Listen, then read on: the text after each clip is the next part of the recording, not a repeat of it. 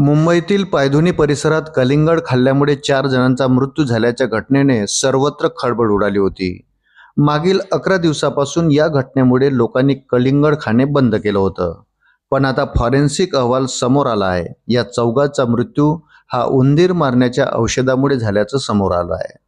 चौघांच्या शरीरामध्ये झिंक फॉस्फोराइडचे अंश सापडले आहेत. त्यामुळे कलिंगडला या प्रकरणात क्लीन चिट मिळाली आहे. मुंबईतील पायधुनी येथील घाटी मोहल्ला परिसरात राहणाऱ्या डोकाडिया कुटुंबातील 4 जणांचा मृत्यू झाला होता.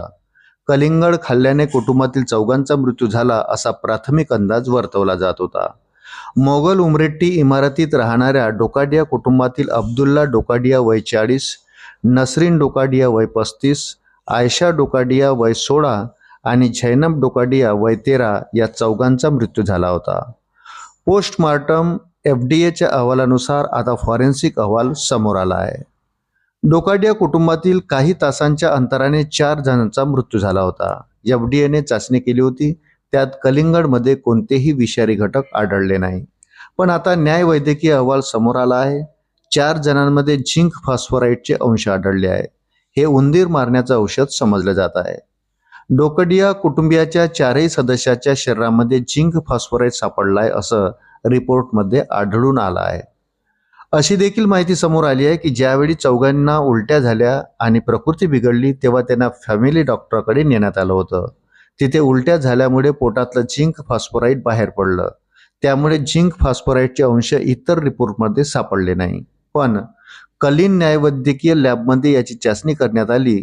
अनेक तज्ज्ञांचा त्यांनी सल्ला घेतला तेव्हा चौघाच्या शरीरात झिंक फॉस्फोराइड सापडला आहे.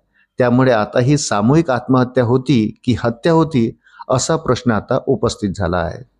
कलिंगडमुळे मृत्यू झाल्याप्रकरणी वेगवेगळ्या चर्चांना उधाण आलं होतं. सर्वात आधी 4ही जणांचं पोस्टमार्टम हे जे रुग्णालयामध्ये करण्यात आलं होतं. पोस्टमार्टम रिपोर्टमध्ये मृत्यूचं नेमकं कारण हे नोंदवण्यात आलं नव्हतं. कारण 4ही जणांची मेंदू, हृदय आणि आतडी चक्क हिरवी पडली होती.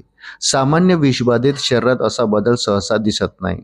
डॉक्टरांच्या मते हा एखाद्या अत्यंत विषारी रासायनिक घटकाचा परिणाम असू शकतो असं फॉरेन्सिक रिपोर्टच्या प्राथमिक बाबीमध्ये आढळलं होतं.